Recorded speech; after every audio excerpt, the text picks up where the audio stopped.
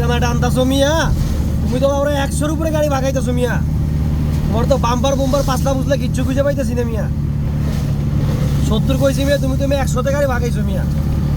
আরে মিয়া, ক্যামেরা তোমার গাড়ি দেখা পারতাছি না মিয়া।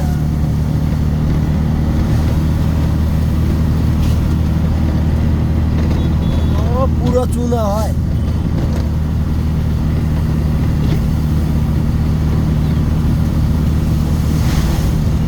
পিস্টন পিস্টন বাইর করে ভালো আজকেই।